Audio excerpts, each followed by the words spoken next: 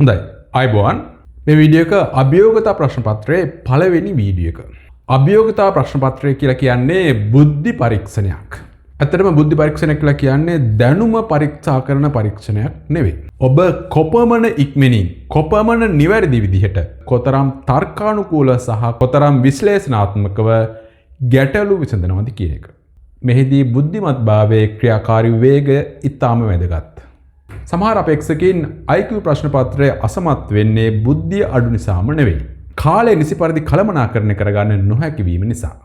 කාලය තමයි බුද්ධි පරීක්ෂණ ගැටලුවලදී ලොකුම සතුරා. මේ නිසා බොහෝ අයට සම්පූර්ණ ප්‍රශ්න පත්‍රයටම පිළිතුරු සපයන්න හැකි වෙන්නේ නැහැ. කිසිම ප්‍රශ්නයක් මඟහරින්නේ නැතුව සියලුම ප්‍රශ්නවලට පිළිතුරු සලකුණු කිරීම අත්‍යවශ්‍ය කාරණයක්. හොඳයි. අභියෝගතාව එහෙම නැත්නම් බුද්ධි පරීක්ෂණ ප්‍රශ්න පත්‍රයකට සූදානම් වීමේදී ඔබගේ මානසිකත්වය ඊටාම වැදගත් වෙනවා. විශේෂයෙන්ම නම්‍යශීලීත්වය ඒ කිව්වේ එකම ගණිත ක්‍රමයකට හෝ එකම චින්තන රටාවකට බැඳී ඉන්න එපා. මෙන්න මේ දේ විශේෂයෙන්ම වැදගත්. ප්‍රශ්න දෙස විවිධ කෝණ වලින් බැලීම ජයග්‍රහණයේ මුල් පියවරයි. බුද්ධි පරීක්ෂණ ප්‍රශ්න පත්‍රවල ප්‍රධාන ගැටලු වර්ග කීපයක් ගැන අද අපි කතා කරමු. පළවෙනි එක තමයි ගණිතමය සහ සංඛ්‍යාත්මක රටා. උදාහරණයක් ලෙස සංඛ්‍යා පෙළක් ලබා දී ඊළඟට තියෙන සංඛ්‍යාව ඔබට සොයන්න ලැබෙනවා.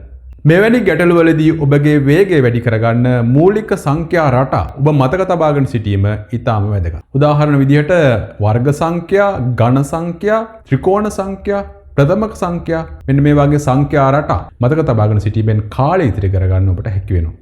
සුළු කිරීම සඳහා බොඩ්මාස් රීතිය ඔබ දැන සිටිය යුතුයි. අංක 2. භාෂාමය සහ තර්කන කුසලතා. භාෂාව හසුරුවන ආකාරය සහ වචන අතර සම්බන්ධතා මෙහිදී පරීක්ෂා කරනවා.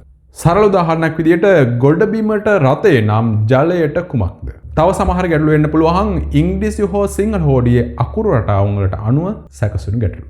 තර්කානුකූල සම්බන්ධතා සොයා ගැනීම මෙහිදී ඉතා වැදගත්. අංක 3 රූපමය තර්කණය. රූපයේ දෙස බලා එහි කැරකීම් වෙනස් වීම අනුපිළිවෙලට තර්කානුකූලව වටහා ගැනීම මෙම ගැටලුවලදී වැදගත් වෙනවා.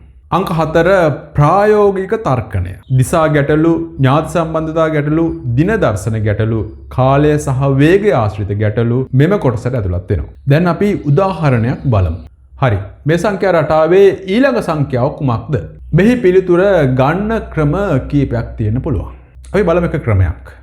බලන්න මුල් සංඛ්‍යාව 2කින් ගුණ කර එකක් එකතු කරාම ඊළඟ සංඛ්‍යාව වෙනවා. එතකොට තව ක්‍රමයක් ඔයාලට හිතා ගන්න පුළුවන්. බලන්න මේ විදිහට හරියද කියලා. පෙර සංඛ්‍යාවට පෙර සංඛ්‍යාව එකතු කරලා එකක් එකතු කරන්නත් පුළුවන්. මේ දෙක අතර ලොකු වෙනසක් නැති වුණත් හිතන විදිහ වෙනස්.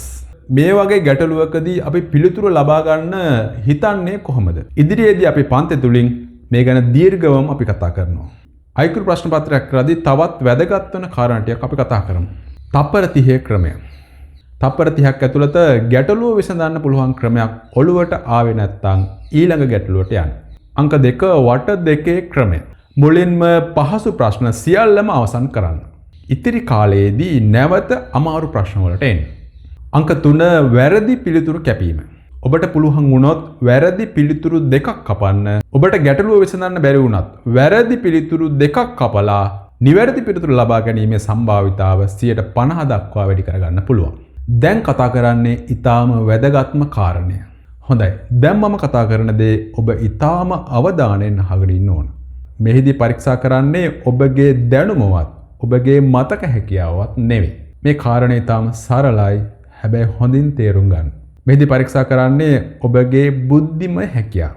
බුද්ධිමය හැකියාව කියලා කියන්නේ පාඩම් කරලා දේශනා අහගෙන ඉඳලා වර්ධනය කරගත හැකි දෙයක් නෙවෙයි. එහෙමනම් බුද්ධිය වර්ධනය කරගන්නේ කොහොමද? ඒක තමයි ඔයාලට මෙතනදී ඉතාම වැදගත් කාරණේ. සමහරවිට හිතෙන්න පුළුවන් මේක උපතින් මෙන දෙයක්, මේක වර්ධනය කරගන්න බෑනේ කියලා. එහෙම දෙයක් නැහැ. බුද්ධිය කියන්නේ වර්ධනය කරගන්න පුළුවන් දෙයක්. කොහොමද ඔබගේ බුද්ධිමය හැකියාව වර්ධනය කරගන්නේ? ඔයාලා ඉන්නේ බුද්ධි පරීක්ෂණේ නම් එහෙනම් අන්න ඒක තමයි ඔයාලට වැදගත්ම දේ. ඒ වගේම වැදගත් කාරණේ තමයි පුද්ගලයාගෙන් පුද්ගලයාට බුද්ධිමය හැකියාව වෙනස් වෙනවා. බුද්ධිමත්භාවය ඉහළ අයට ක්‍රම දැනගෙන සිටීම, අත්දැකීම් ලබා ගැනීම, කාල කළමනාකරණය මෙන්න මේ දේවල් මගින් ඉහළ ලකුණු ලබා ගැනීම හැකියාව තියෙනවා. හැබැයි මම මේ කතා කරන්නේ IQ හැකියාව අඩු අය ගැන. IQ හැකියාව අඩුයි කියලා ඔයාලට දුක් වෙන්න කිසිම හේතුවක් නැහැ. අඩුයි නම් අපි කොහොමද ඒක වර්ධනය කරගන්නේ? අන්න ඒ ක්‍රමය දැනගෙන ඒ පියවර ඔස්සේ ඉස්සරහට යන්න ඔයාලගේ හැකියාව, IQ හැකියාව ඉහළ නංවා ගන්න පුළුවන්. මොකද්ද මේ ක්‍රමය? අපි දන්නවා ජිම් එකට ගිහිල්ලා ශරීරයට බර ව්‍යායාම දුන්නාම මොකද වෙන්නේ? බර ව්‍යායාම දුන්නාම මාංශ පේශි වර්ධනය කරගන්න පුළුවන්. සාමාන්‍ය කෙටු ශරීරයක් පෘෂ්ටිමත් ශරීරයක් බවට පත් කරගන්න පුළුවන්. මොළයට බර ව්‍යායාම දුන්නාම තමයි බුද්ධිමය හැකියාව වර්ධනය වෙන්නේ. ඒක බුද්ධිය කියන්නේ මොකද්ද? ඒක තේරුම් ගන්න එච්චර අමාරු දෙයක් නෙවෙයි. බුද්ධි පරීක්ෂණයේදී මොනවද පරීක්ෂා කරන්නේ? ඔයාලගේ සිතීමේ හැකියාව, තර්කන හැකියාව, විශ්ලේෂණාත්මක හැකියාව වගේ දේවල් බුද්ධි පරීක්ෂණයේදී පරීක්ෂා කරලා බලනවා. බුද්ධිමත් භාවය කියලා කියන්නේ එහෙනම් එහෙම හැකියාවල් වලට. හොඳයි. එතකොට මේක වර්ධනය කරගන්න නම් මම කිව්වා බර ව්‍යායාම කළ යුතුයි. මොළයට බර ව්‍යායාම සිදු කළ යුතුයි. කොහොමද බර ව්‍යායාම කරන්නේ? මම කිව්වා ඔයාලට ජිම් එකට ගිහිල්ලා බර ව්‍යායාම කරාම මාංශ පේශි වර්ධනය කරගන්න පුළුවන්. හැබැයි ඒක පහසු දෙයක් නෙවෙයි. ජිම් එකට ගියපු පළවෙනි දවසේට පහසු දිනයක් නෙවෙයි. පහසු දින ගණනාවක් මෙයාට ගත කරන්න වෙනවා එයාගේ මාංශ පේශි වර්ධනය කරගන්න. බුද්ධිමය හැකියාව වර්ධනය කරගන්නත් මොළයට ලබා දෙන බර ව්‍යායාම පහසුවෙන් කරන්න පුළුවන් දේවල් නෙමෙයි. ජිම් එකට ගිහිල්ලා බර ඔසවන එක අපහසු වුණත් ඒක කරන්න පුළුවන් දෙයක්. ඒ වගේම තමයි මොළයට දෙන බර ව්‍යායාමත් අපහසු වුණත් ඒක කරන්න පුළුවන් දෙයක්. බුද්ධිය වර්ධනය කරගන්න මොළයට දෙන ව්‍යායාම අර තරම්ම අපහසු නෑ. සරලයි. මේ විදිහට කරන්න ඔයාලට කරන්න තියෙන සරල දෙයක්. මෙන්න මේ IQ ගැටලු ඔයාලා තනියෙන් විසඳන්න. මේක කරන්න බෑ කියලා අතාරින්න එපා. හැබැයි ඊට කලින් ගණිතයේ මූලික ගණිත ක්‍රම ඊටමතරව විවිධ සූත්‍ර වගේ යම් දැනුම් කොටසක් අවශ්‍ය වෙනවා. හරි. එහෙමනම් ඔයාලට කරන්න තියෙන්නේ මෙන්න මෙච්චරයි. ඔයාලා බුද්ධි පරීක්ෂණ ගැටලු තනියෙන් විසඳන්න. මේදී වැදගත්ම කාරණේ තමයි ඔයාලට බැරි වෙද්දී අතාරින්න එපා. බැරි වෙද්දී ක්‍රමය අහගන්න උත්සාහ කරගන්න එපා. කොහොම හරි තනියෙන් විසඳන්න උත්සාහ කරන්න. පිළිතුරු ලබා ගැනීමට උත්සාහ කිරීම තමයි මොළයට ලැබෙන බර ව්‍යායාමය වෙන්නේ. එහෙමනම් ලේසි ප්‍රශ්න නෙමෙයි ඔයාලට වැදගත් වෙන්නේ අමාරු ප්‍රශ්න. ඒ කියලා ගොඩාක් අමාරුව ගන්නත් එපා, ලේසියව ගන්නත් එපා. ඒක පියවරෙන් පියවර. ඔයාලට දැන් දන්නවා ඔයාලට මෙන්න මේ ගණන් පුළුවන්. එහෙනම් ඊට වඩා ඉහළ මට්ටමේ එකක් කරන්න. හැම වෙලාවෙම බැරි ප්‍රශ්න තෝරගන්න විසඳන්න උත්සාහ කරන්න. මේ උත්සාහය තමයි ඔයාලගේ ව්‍යායාමය වෙන්නේ. දැන් අපි මේ කතා කරේ IQ මට්ටම 15ට. ඉතින් IQ මට්ටම ඉහළ අයටත් තවත් IQ මට්ටම ඉහළ නම් වන්න මේක ප්‍රයෝජනට ගන්න පුළුවන්. හරි ඒ කාරණා සමගම අපි මේ හැඳින්වීම මෙතනින් නතර කරනවා. අපි මෙතනින් පස්සේ බුද්ධි පරීක්ෂණ ප්‍රශ්න පත්‍රයක් සාකච්ඡා කරමු. මේ උපදේශවල අවසාන උපදේශය ඉතාම වැදගත්. 1 සිට 57 ඇති එක් ප්‍රශ්නයට 1 2 3 4 පිළිතුරු වලින් වඩාත් ගැළපෙන පිළිතුර තෝරා එය උත්තර පත්‍රයේ දැක්වෙන උපදේශ පරිදි ලකුණු කරන්න. ඒකට වඩාත් ගැළපෙන කියන එක බලන්න තේරෙන්න ඕන. වඩාත් ගැළපෙන පිළිතුර තමයි මෙතන තෝරන්න තියෙන්නේ. මෙහි කාර්ය. කොහොමත් මේ දෙක මාරු කරන්න බෑ. අතන දෙක මාරු කරන්න බෑ. ඊළඟට EQ.